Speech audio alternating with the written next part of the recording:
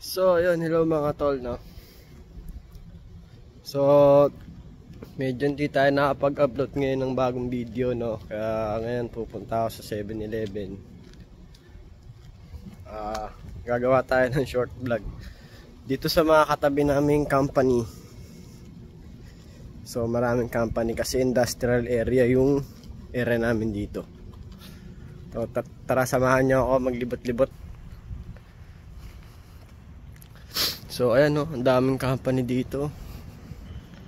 Dito banda is wala kami medyo nakikita mga kapwa namin Pilipino.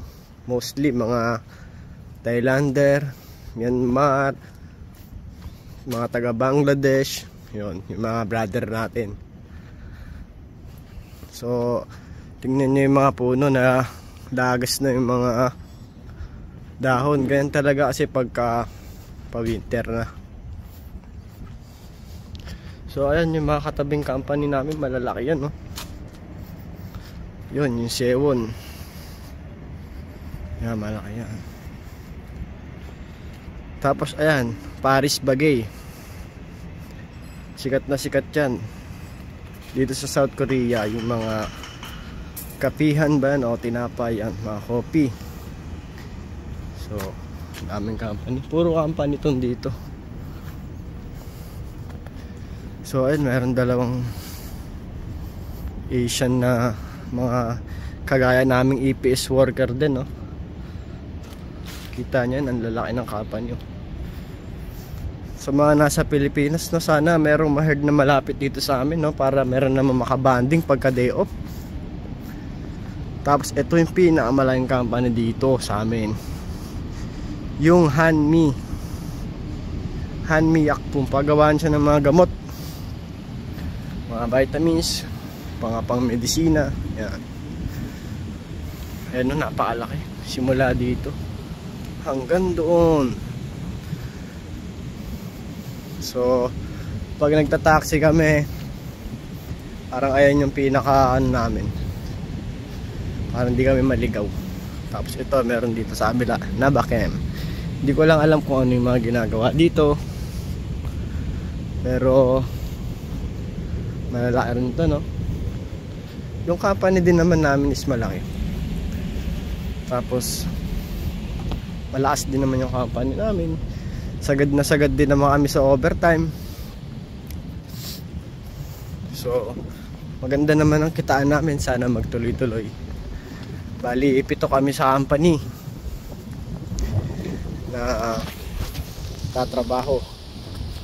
7 Pilipino. Since 1998 pa lang ay meron ng Pinoy, kaya maganda yung naging record ng mga Pilipino. Kaya ginagalingan din namin para naman sa mga susunod pang Pilipino na makapag-work. So ayan, ang laki ng company nila, 'di ba? Maraming employee dito. Ngayon kasi day off kasi ngayon. Today is Sunday. So ayun, ngayon 7-Eleven. Bibili lang tayo ng Yossi, tapos soju. Ganun lang naman yung mga binibili natin. So ito dito, ayan, sa Dongshin company na to. Hindi ko rin alam kung ano yung ginagawa nila, pero marami din Pilipino dito. Kaso hindi sila dyan nagdodom. Medyo malayo yung pabahay ng kanilang amo. Yan. Yung pa, SK Impulse, malalaki din yan. Meron din Pilipino dyan.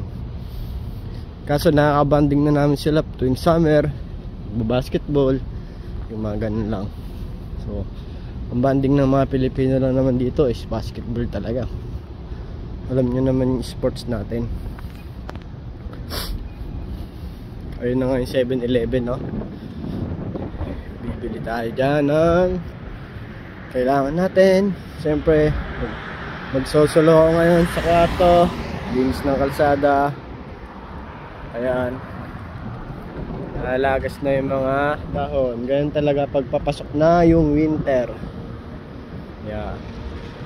Yung 7-Eleven may mga katabi ang restaurant, mga Korean restaurant. Lazada.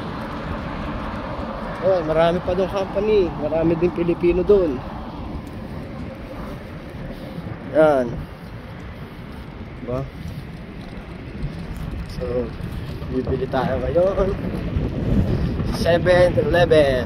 Parang nasa Pilipinas lang din tayo mga tol. Kaya lang ang mga tinda dito is mga Korean product talaga. Yan. Bibili lang tayo na si soju at pulutan gamit ang ating ATM or cash. Pasok na tayo. Nasya soju. Pwede natin pulutan dito mga tol. Ito may spaghetti oh. Meron din hotdog. Yan. Mas ang daming coffee. Yan, mga mahilig sa kape dyan. Yung mga Starbucks dito, bibili mo na. Diba? Coffee. Tayo soju.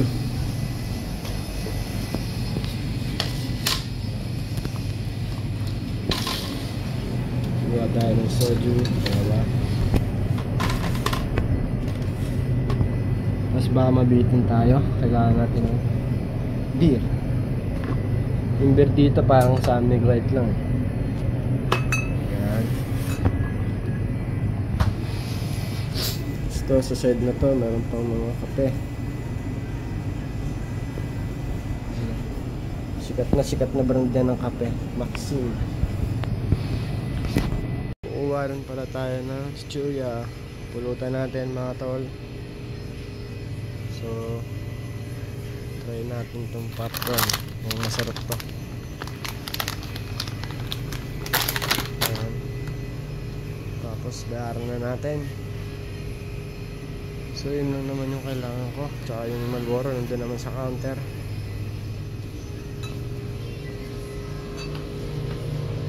Kasi, Marlboro Gold do you have? Kurta na yan? No.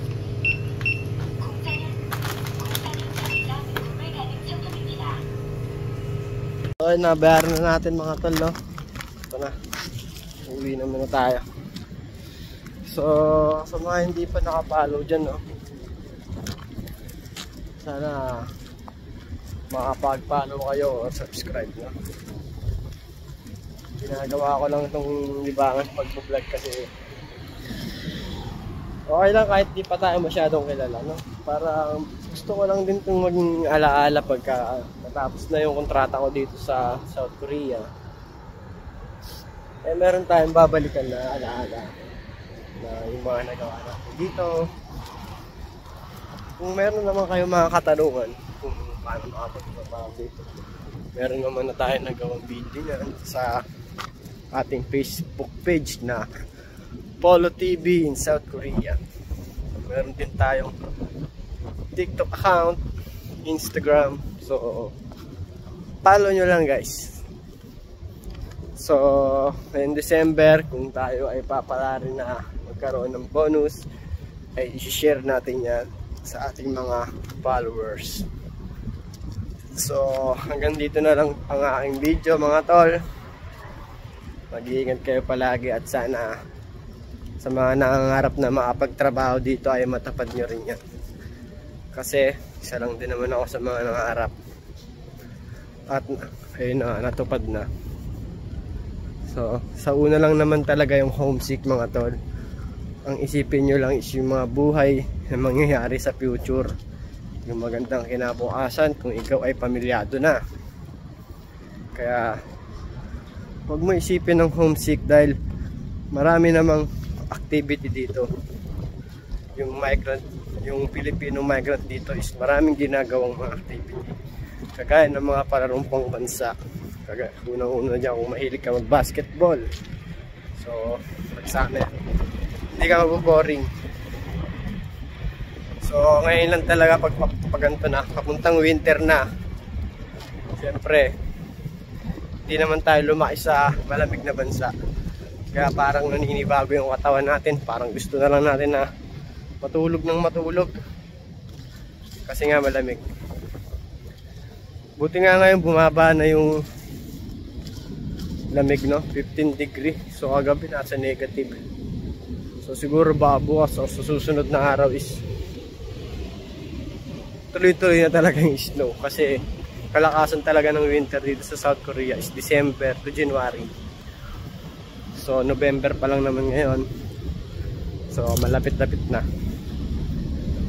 So ayan guys, maraming salamat nga pala sa mga nanood. Kung umabot ka nga dito is comment mo kung anong lugar ka. So para malaman ko kung tagasan ba talaga yung mga solid natin followers. So sige, maraming salamat